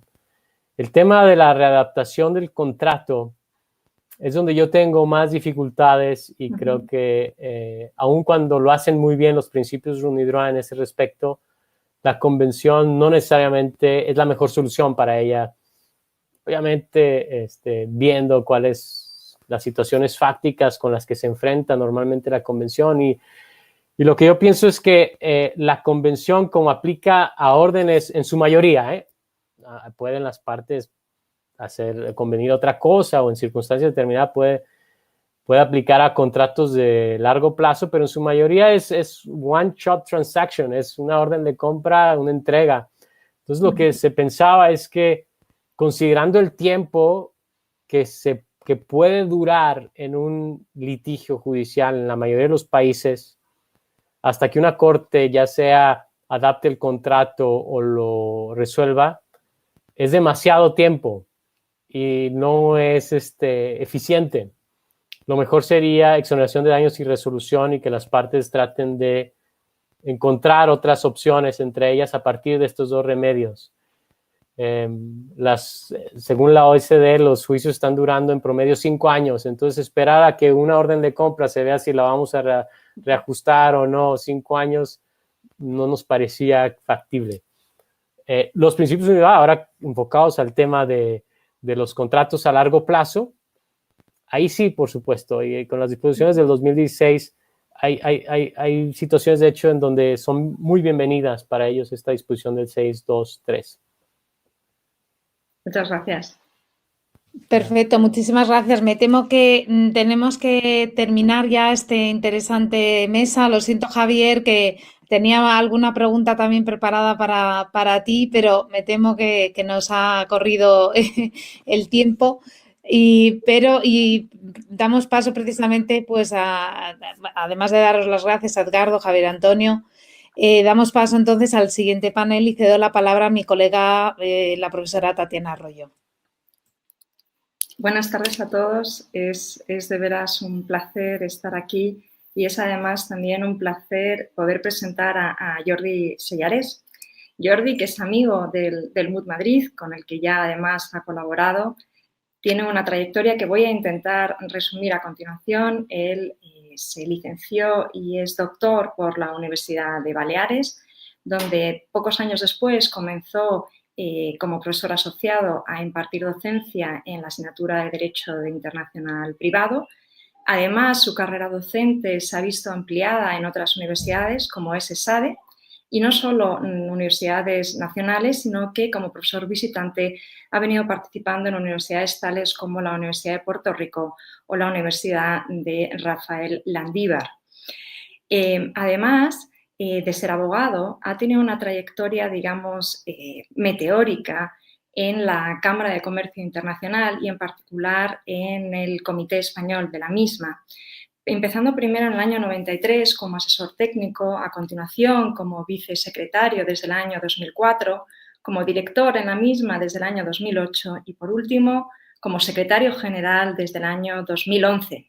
Por lo tanto, no podíamos tener mejor experto para que nos hablara de un tema como son los 5 TEMs, que, como sabemos, son los términos que proceden de esa Cámara, de la Cámara de Comercio Internacional, con una muy reciente modificación del año 20, sobre la que nos hablará Jordi Sellarés, y unos términos, en definitiva, que encuentran una unión con el CIEG en la medida en que coinciden en esa parte relativa a la transmisión del riesgo, pero que obviamente los 5 TEMs no solo abordan esa cuestión relativa a la transmisión del riesgo a la que inteligentemente la CIEG cede y no le quita protagonismo a cualquier pacto que se hayan pactado, sino que además los 5 TEMs analizan cuestiones, otras operaciones conexas con la misma, como pueden ser las operaciones de transporte y de seguro. Así que es un placer de veras, Jordi Sellarés, poder contar contigo para que puedas introducirnos en los 5 TEMs. Muchas gracias. Bueno, gracias a la doctora Arroyo Vendrell y perdón porque voy a corregirle 3 cosas porque me sabe mal empezar tan mal, pero estudié en Barcelona, no en Baleares. No tengo ningún problema con Baleares. Tengo parientes en Baleares, pero yo estudié en la Universidad de Barcelona. Segundo, yo soy profesor de Derecho Internacional Público, no privado, pero bueno, algo de privado he aprendido y algo de Derecho Mercantil también, a pesar de todo. Y tercero, soy abogado, pero no ejerciente. He pagado y soy tan tonto de seguir pagando mi mi cuota o lo que sea al Colegio de Abogados desde el año 90, pero no he ejercido en mi vida. Por lo tanto, insisto, tengo que hacer 3 pequeñas correcciones, pero agradezco las elogiosas palabras de la doctora Arroyo Vendrell. Y lo último, aquí ya simplemente es una paradoja. Sí, 28 años después de empezar a trabajar aquí, mi condición de secretario general es meteórico. Hombre, meteórico no tanto, porque he tardado 28 años en llegar hasta aquí. Sí, he ido prosperando, pero, hombre, yo no... Si fueran un año, vale, pero 28, pues yo lo discuto. Al menos lo pongo en duda, pero lo agradezco de todas formas. Y con esto tengo que empezar a dar las gracias. Doy las gracias no solo a la doctora Arroyo Vendrell, sino también a la doctora Perales Vizcasillas por haber pensado en mí. Pensó en mí el año pasado y de hecho tengo aquí, me lo he guardado, que yo estas cosas las guardo. Me tocaba ir a Madrid y me hacía mucha ilusión ir a Madrid, por cierto, el 17 de abril del año pasado. De hecho, yo me hacía mucha ilusión y de hecho lo guardo esto. En aquel momento tenía que hablar 45 minutos, ahora solo hablaré media hora o menos. Esto ya verán, con la velocidad que llevo yo voy a hablar menos de lo que toca. Y había un cóctel final que este año no hay, porque ha pasado de un año al otro. Pero este año tendría mucho más mérito que el año pasado, porque como supongo que en Madrid se sabe, en Madrid se puede cenar hasta las 11 de la noche, en Barcelona a partir de las 5 de la tarde no hay nada abierto para comer. Si uno quiere un café, tiene que ir a un sitio, tomárselo de pie en la calle. De hecho, mañana yo he quedado para compartir unos churros con chocolate a las 6 de la tarde y quedamos en un sitio donde nos venderán un vaso de cartón y unos churros y nos tendremos que tomar de pie en medio de la calle. Por tanto, el cóctel en Madrid hubiese sido hoy en día fantástico, pero bueno, lo posponemos a cualquier otra futura ocasión que espero que habrá. Por tanto, ya digo, pido disculpas por hablar rápido, pido disculpas porque por lo visto me he dejado el ordenador en marcha, yo estaba haciendo otras cosas, pero me he dejado el micrófono y pido disculpas porque si estaba oyendo la radio me quedaba feo hacer 2 cosas a la vez. Y pido disculpas también porque no soy un especialista en derecho mercantil. De hecho, yo al convenio de Viena del 80 lo llamo convenio de Viena del 80, no CSGG, pero bueno, espero que se me entienda a pesar de todo. Y lo que sí que voy a garantizar es que no me voy a pasar de la hora. Si tengo media hora, voy a hacer menos de la media hora. Dicho esto, me ha gustado mucho poder seguir a Edgardo Muñoz de ICC México, con el que hemos compartido muchas cosas en este último año tan extraño de la pandemia y he aprendido mucho. Y lo del caso Evergreen, el barco puesto de través en medio del canal de Suez, hombre, lo que sí que encuentro raro es que solo fuera este barco. Si fuera el viento afectaría a todos los barcos, pero solo afectó a este. Por tanto, ya veremos cómo acaba la eventual responsabilidad del capitán. Dicho esto, yo tengo una presentación por compartir, a ver si soy capaz de hacerlo. Tengo que hablar de los Incoterms 2020. El año pasado tenía una, pero este año pensé, hay que ser algo original. No sé si voy a ser original, pero al menos intentaré ser ameno. Y busco un poco la historia de los Incoterms. A ver si lo puedo compartir. Un momento. Ventana de aplicación. Aquí, compartir. Un segundo, a ver si lo veo. No. Aquí está. ¿Se ve lo que tengo en pantalla, que son los Incoterms? Perdón, alguien me tendrá que contestar. Sí, se ve perfectamente. Vale. Esto básicamente es la presentación en PowerPoint que tengo para ir explicando, y la que usaba el año pasado, no el otro, en octubre, noviembre y diciembre, y la que hubiese usado en abril del año pasado. Aquella tenía 75 pantallas, esta tiene muchas menos. La he actualizado, he puesto el logotipo de la Carlos III, Mood Madrid, que insisto que yo estoy muy satisfecho de poder colaborar con el Mood Madrid, y aquí pongo que soy secretario general del Comité Español de la Cámara de Comercio Internacional. Y los 30 años del Mood Madrid, pues me parece fantástico. No, de la Carlos III. Diré obviedades, porque yo entiendo que el público que está siguiendo esto es gente que ya sabe, pero por si acaso explicaré que los Incoterms sí que regulan las obligaciones de las partes, los riesgos de la entrega de la mercancía, y con ello se puede asumir un recorte de los costes. Pondré un ejemplo real y que sé que nadie se lo va a creer, pero es real. Me vino de la Cámara de Navarra, porque normalmente me llegan consultas, no diré una a la semana, pero una cada 15 días sobre Incoterms, y me preguntaba la Cámara de Navarra si podía hacer una certificación explicando qué era el Ex-Works. El Ex-Works es el XW, en el que el vendedor pone a disposición del comprador en la puerta de su casa, debidamente empaquetada la mercancía, y el comprador la viene a buscar. Esto era un caso de una empresa de Navarra que compraba en condiciones ex-works a un fabricante alemán. Y el fabricante alemán, en lugar de dejárselo en la puerta de la fábrica en Alemania, lo que hacía era llevárselo a la fábrica en Navarra a la puerta y sin cobrárselo. Y entonces el de Navarra, que era buena persona, decía, hombre, este hombre me está pagando unos gastos de envío que debería pagar yo y en cambio lo está pagando él. Hágame una certificación para que entienda que en el ex-works él no tiene que hacer esto y así se ahorrará él, no yo, unos costes.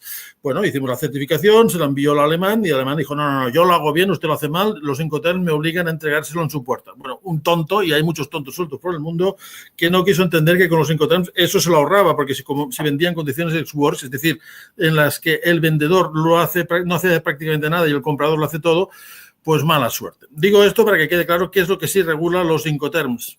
No regula, esto supongo que ya se ha dicho, y que para ello hay el convenio de Viena del 80 o el CISG, las condiciones de pago de la compraventa de las mercancías, la transferencia de la propiedad que va según la ley aplicable, en derecho francés o inglés el título basta, en derecho español el título y el modo es imprescindible. Por tanto, esto habrá que regularlo después en el contrato de compraventa de cada una de las operaciones. Y para ello mismo, para evitar los problemas, en el ámbito de Naciones Unidas y por parte de UNCITRAL o la Comisión de Naciones Unidas para el Derecho Mercantil, se consiguió concluir en el año 80 en Viena un convenio de compraventa de mercancías donde permite y da juego a los Incoterms porque no solo utiliza las mismas expresiones, Incoterms y el propio convenio, sino que el artículo 9 permite que se incorporen los usos mercantiles en aquello que es mucho más específico que el propio convenio. Lo que ni el convenio ni los Incoterms regulan es el despacho de las mercancías el concreto, porque esto ya sería derecho tributario. En todo caso, me ha parecido que en esta sesión yo debería ser un poco más... explicar algo que quizás nadie más haya explicado. Y esto fue debido a que el año pasado, no el otro, y en México, pues lo de el doctor Ricardo Muñoz, yo tenía el 14 de marzo del año pasado un billete de avión para ir a México. Un billete de avión que evidentemente no usé y que me quedé con las ganas. Yo tenía hecho me anticipaba un viaje muy fructífero.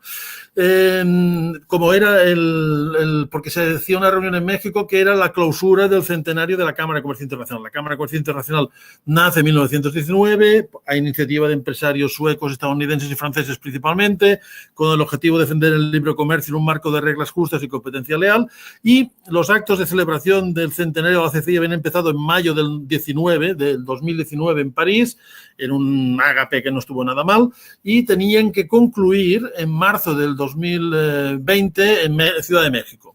Incluso desde entonces, hace un año ya, que tenemos una historia de la CCI en español, porque en inglés no la hicieron, en las oficinas del Comité Mexicano de la CCI, con el que sé que el doctor Muñoz colabora. Bueno, pues desde entonces preparé un poco de investigación sobre la historia de los Incoterms y de la CCI en general, y esto que ven aquí es el informe o el acta del primer congreso de la CCI que tuvo lugar en Londres en el año 21. Como pueden ver aquí son todas las resoluciones que adoptaron en el Congreso de Londres del año 21, el primero de la CCI, y si miran la 24, no sé cómo marcarlo, pero yo estoy marcándolo, moviéndolo en mi pantalla, pero en la 24 que está aquí abajo, Trade Terms, no sé si... perdón, me he saltado esto. Abajo a la derecha, el antepenúltimo pone Trade Terms 24, que está en la página 31. Y en la página 31, que es esta, básicamente lo que hacen es crear un grupo de expertos para determinar unos términos comerciales, que en aquel momento aún no eran International Commercial Terms, por tanto no eran Incoterms, y este grupo de trabajo tardará 15 años en elaborar los primeros Incoterms, pero ya empieza a trabajar en ello. Pero si lo ven, espero que lo puedan ver, está en inglés y en francés, o aquí en francés y aquí en inglés. El primer Incoterm con el que empiezan a trabajar es el FOB, el FOB, que dicen los anglosajones, y después ya añadirían el CIF. En estos primeros trabajos ya estaban el CIF y el FOB, por tanto son los dos primeros, y eso explica también por qué son tan difíciles de eliminar, porque son los que conoce todo el mundo, incluso si no sabe lo que son los Incoterms. Una anécdota, el Comité Español se crea en el 22 en la Cámara de Barcelona, dado que ya en el 21 fueron ya una pequeña delegación de empresarios de las cámaras, sobre todo españolas, entre ellos el secretario de lo que sería el Comité Español, mi predecesor, que era un señor de de Mallorca que se llamaba Bartolomé Mengual, que lo sería hasta el año 54, y encargaron a un técnico de la Cámara de Barcelona que hiciera alguna aportación en este grupo de trabajo de los trade terms. Y entonces, en una nota manuscrita en catalán, y lo voy a decir en catalán, pero lo traduciré después al castellano, muy brevemente decía: això del CIF i el FOB està molt bé, és molt clar, molt anglès, però no triunfarà. Traducido, esta nota manuscrita de este experto en el que incorporaron al grupo de redacción de estos eventuales Incoterms que tardarían 15 años en aparecer, decía: esto del CIF y el FOB está muy bien, es muy claro, es muy inglés, pero no triunfará. Pues se equivocó de forma rotunda, porque hoy los Incoterms, otra cosa no, pero esto sí es utilizado en todos los países del mundo. Incluso en Estados Unidos, desde el 2007, dejaron de utilizar sus commercial trade terms en el Uniform Commercial Code y siguen utilizando los mismos Incoterms que el resto de comités de la Cámara de Comercio Internacional.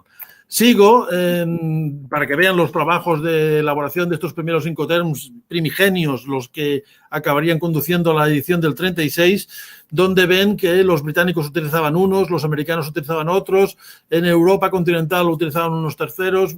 Y entonces, claro, tenían una necesidad de al menos homogeneizar o estandarizar y evitarse duplicidades, porque no todos decían lo mismo. Aquí más o menos se entiende, pero si vamos aquí a las aportaciones de Austria, de Bélgica, sobre qué debe decir el FOB y el CIF, por eso tardaron 15 años, porque era muy complicado llegar a algún tipo de homologación o estandarización de los términos comerciales. Lo pongo para que lo vean, porque si, no me lo invento. Estos son las aportaciones de Bélgica, antes había las de Austria, y el FOD y el FOR, que desaparecieron muchos años después, aunque hay gente que sigue usándolos, estaban allí. Y esto ya, aquí vamos dentro de la evolución de estos trabajos. Antes de la publicación 43 hasta la publicación 68, debo decir que la publicación actual de los Incoterms es la 723, pues ya ven que los británicos proponían unos, los americanos otros que se parecen pero no son iguales, los alemanes y los franceses también tenían los suyos. Claro, los alemanes lo hacían en alemán, Franco Bestimmungsort, o en francés Franco sur Wagon. Vale, pues esto acabaría conduciendo en el año 36 a los primeros Incoterms, el folleto 92 de la Cámara de Comercio Internacional. Llamo la atención al hecho de que aparecen por primera vez en el 36.